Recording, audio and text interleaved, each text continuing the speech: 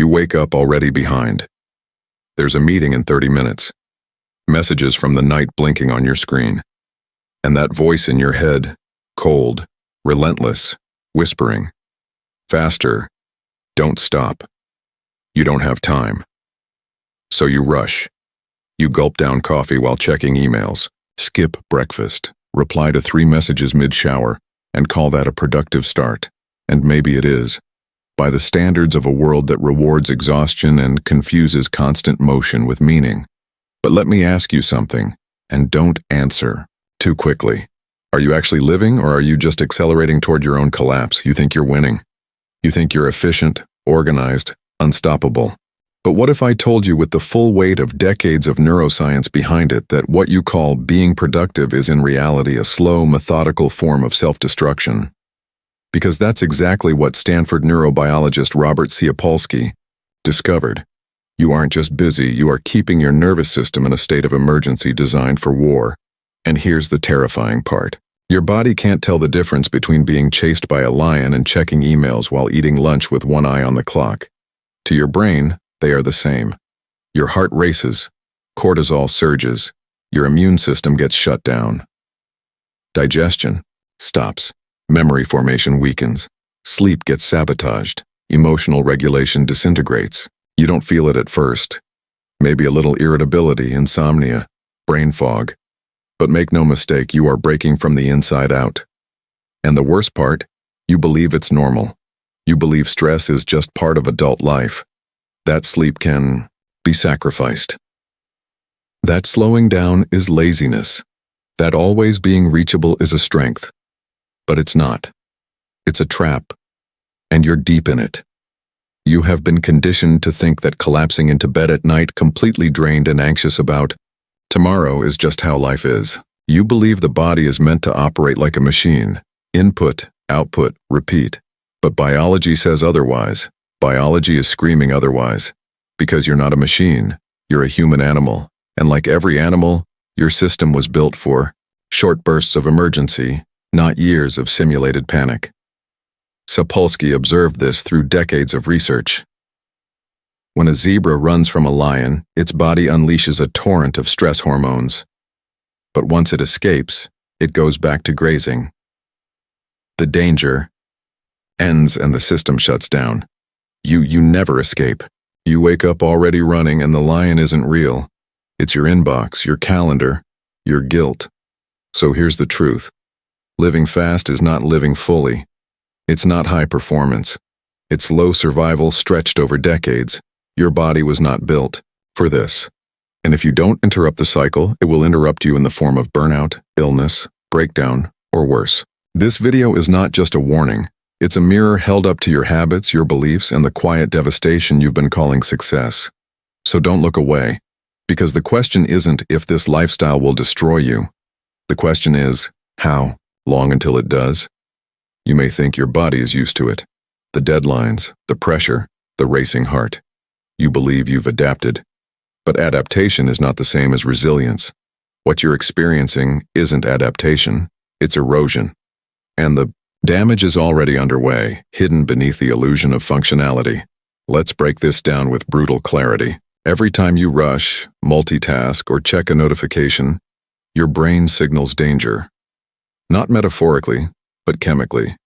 The hypothalamus activates your sympathetic nervous system, unleashing adrenaline and cortisol. Your blood pressure spikes, your heart rate increases, your muscles tense, ready to flee. Digestion shuts down, immune function is suppressed, and your brain shifts into survival mode. This is called the fight-or-flight response. And it's a biological masterpiece evolved to save your life in moments of mortal danger. If a predator was chasing you, this surge would be a miracle. But here's the catastrophic twist. You're modern. Life is tricking this ancient system over and over and over again. You're not escaping predators. You're replying to Slack messages while heating up leftovers. You're scrolling news at midnight. You're preparing PowerPoint slides while eating dinner. And every one of these micro-stressors activates the same biological emergency system, the same one. Robert Sapolsky spent years observing this in wild primates, and what he found was horrifying when applied to humans. In nature, stress is short-lived. Once the threat passes, the animal recovers. Cortisol drops. The body resets. But humans, we never shut it off. We live in a state of simulated threat. 24 hours a day, your phone buzzes. Cortisol.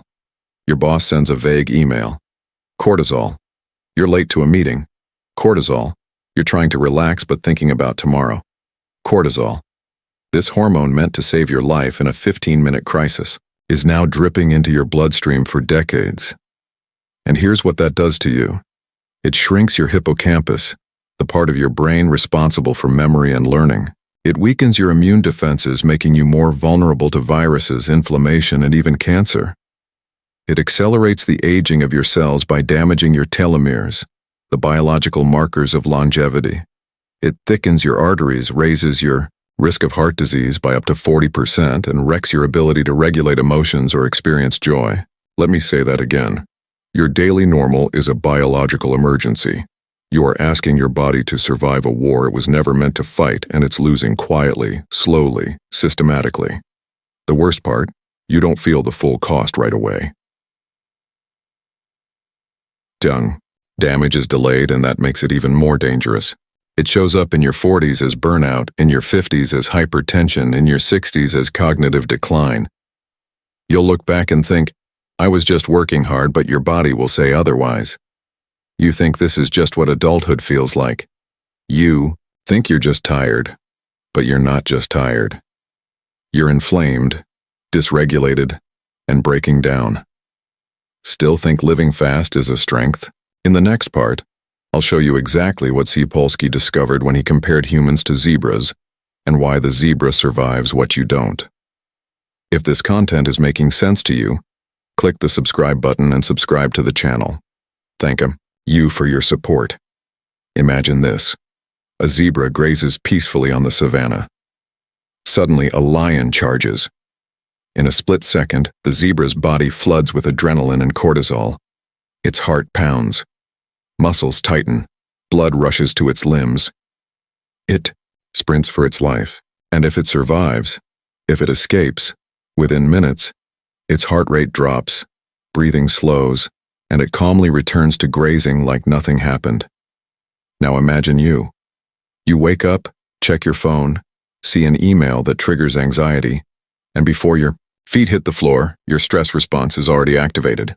Then you race through your morning routine, half listening to your partner, half scrolling social media, already thinking about your first meeting. Your body never stops sprinting, but there's no lion, only your life. And here's the terrifying difference. The zebra's stress response ends. Yours doesn't. Robert Sapolsky called attention to this exact mechanism. In the wild, animals use the fight-or-flight system as it was meant to be used for survival and only briefly. But humans, we, activate the exact same biological machinery with our thoughts.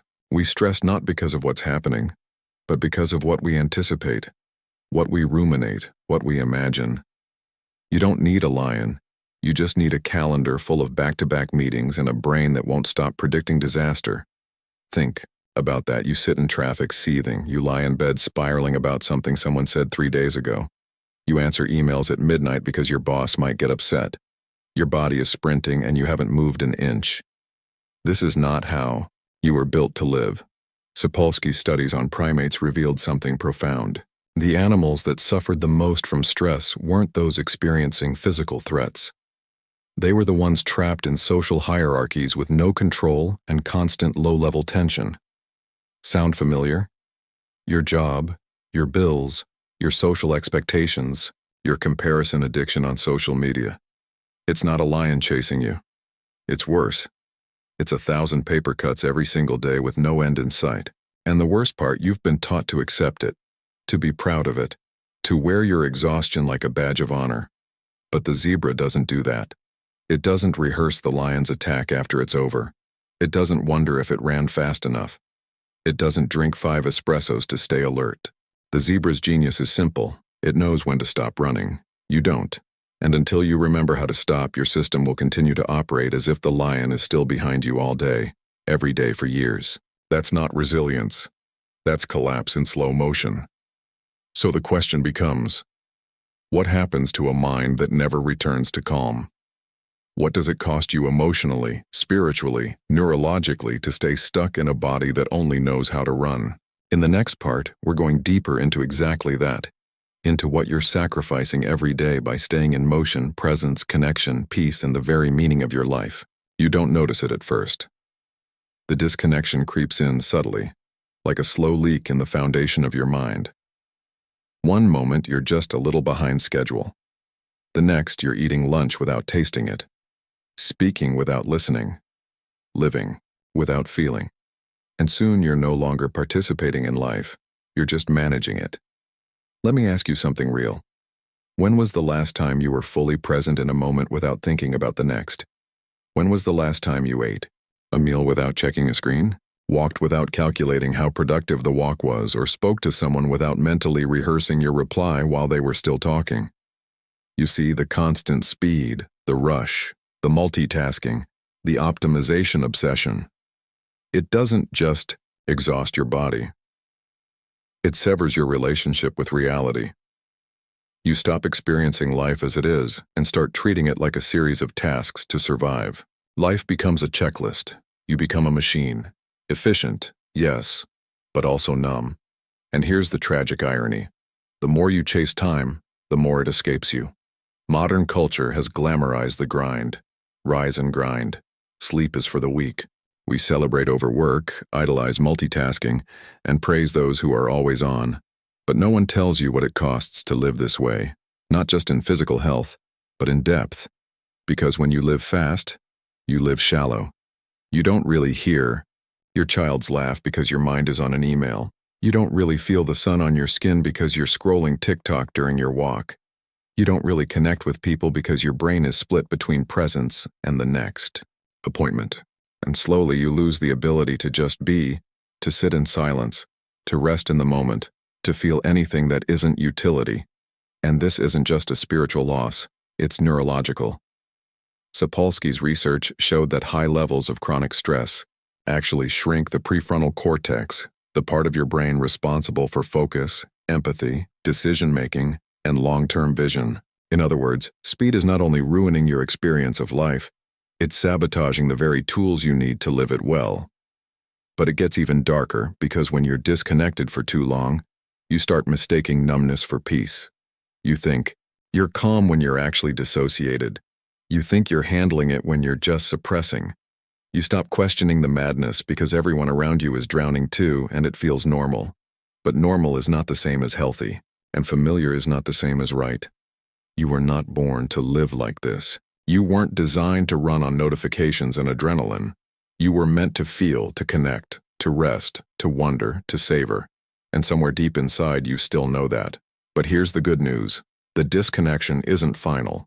Your nervous system can still remember how to slow down. Your mind can still remember how to return.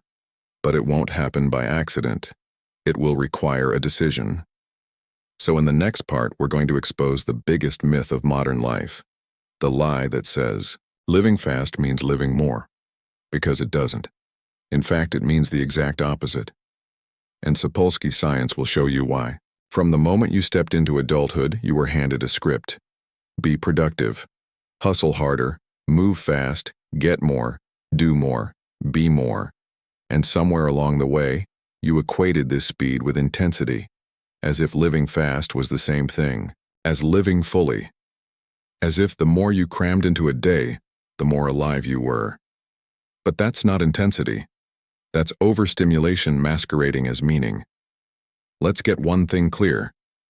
There's a massive difference between living deeply and living frenetically. One nourishes you, the other depletes you. And yet you've been conditioned to believe that slowing down is failure, that rest is laziness, that silence is emptiness. So you keep pushing until your body begins to break down and your mind starts to rot from the inside out. Sapolsky's research makes the cost of this delusion undeniable. He found that chronic stress, the kind you live with daily, increases the risk of cardiovascular disease by up to 40%. It accelerates cellular aging, damages your hippocampus, the brain's memory center, and weakens your immune system, leaving you more vulnerable to everything from colds to cancer. It throws your emotional regulation into chaos. which is why you snap at loved ones for no reason, why you cry over nothing, why you feel numb 1 minute and flooded the next, and yet you call this being driven. You call this success. You've been sold a fantasy where squeezing more into every minute somehow equates to a meaningful life. But the reality, you're just burning through your biology, pushing your system beyond what it was ever meant to sustain and convincing yourself it's ambition. But it's not ambition, it's addiction to speed, to stimulation, to the adrenaline rush of feeling important. You see, your nervous system has learned to survive on cortisol and chaos. That's why stillness feels unbearable, why silence makes you twitch, why weekends without plans feel like failure. You're not thriving. You're just hooked on the biochemical roller coaster of modern life. And here's the most brutal irony. This lifestyle that was supposed to give you more success, more achievement, more intensity actually takes more than it gives.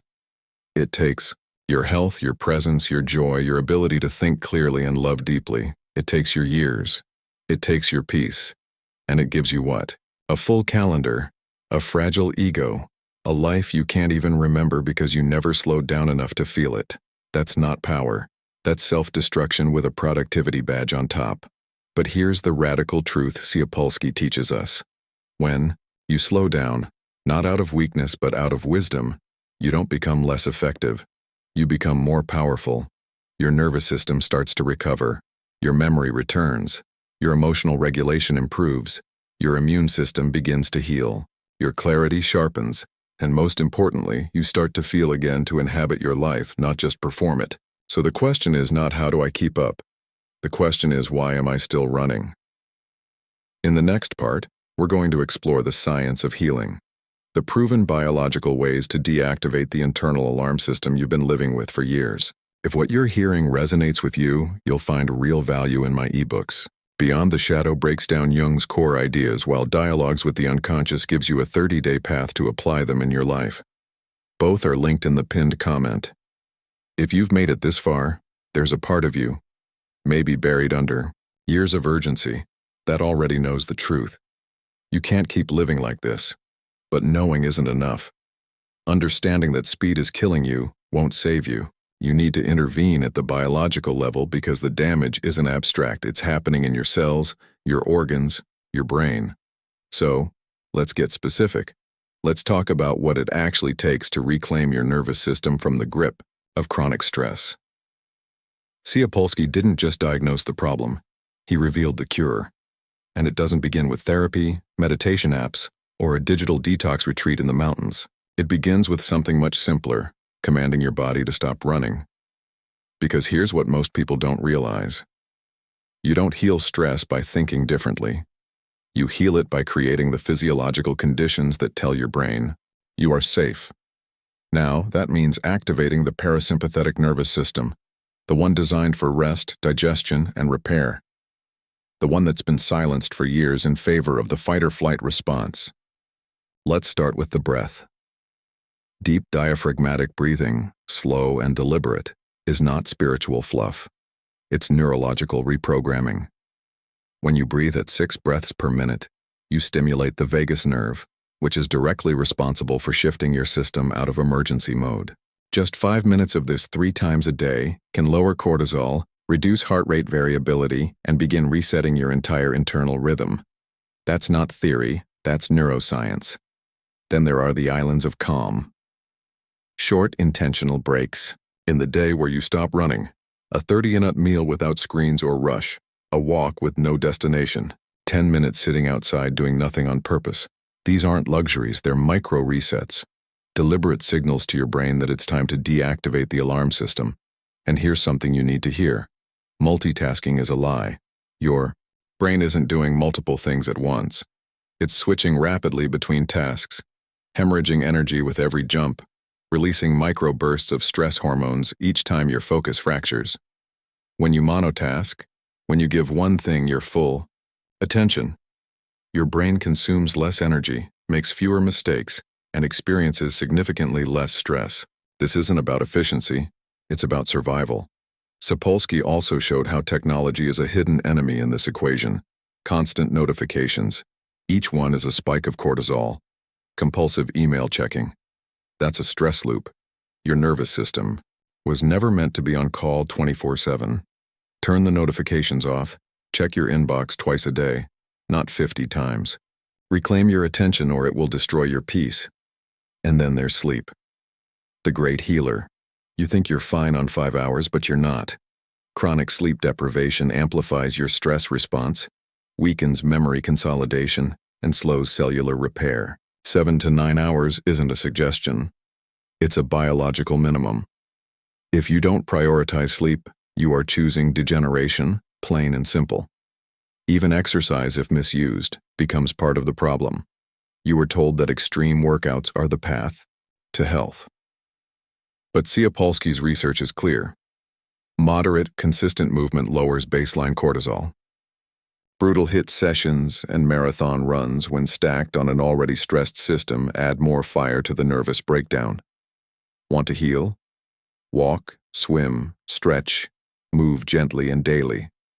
And perhaps most importantly, connect. Connection is not a feel-good side dish. It's survival.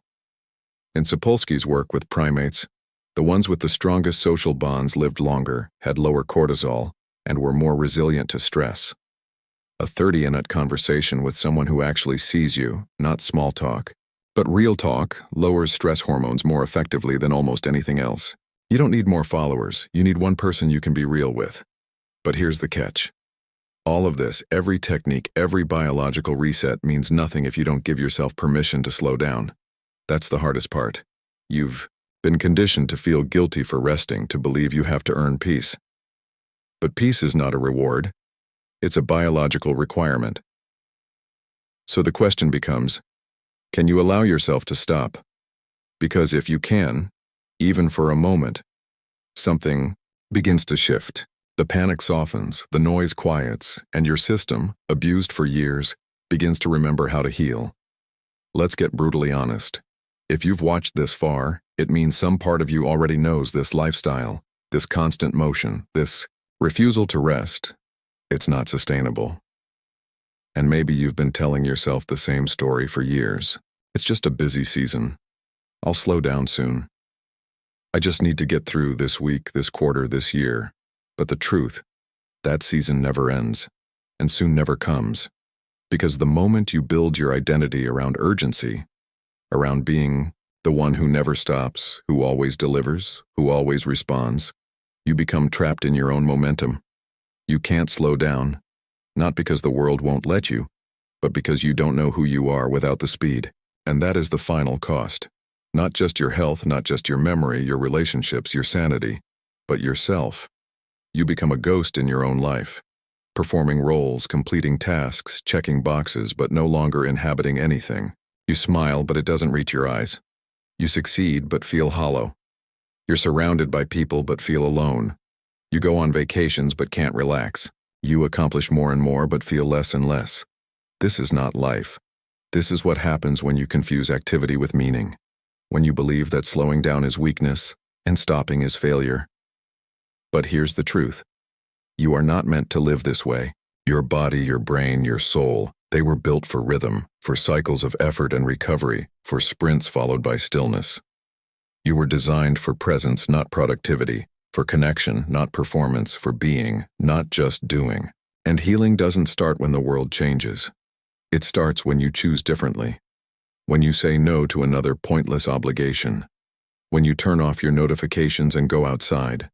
When you eat a meal slowly. When you go to bed without guilt. When you realize that your worth is not defined by your output. Robert Tsiopolsky didn't write about stress to scare you. He wrote to wake you up to the damage that speed causes and to the reality that you still have a choice. And that choice begins now, not next week, not after the next project, now. Because here's what no one tells you. When you finally stop running, the world doesn't end. It actually begins. So if this video hit you where it hurts, if you saw yourself in this, leave a comment and write, "I'm done running." Say it, mean it, declare it, not just for me, for yourself. And don't stop here. The next video is waiting. I'll see you there.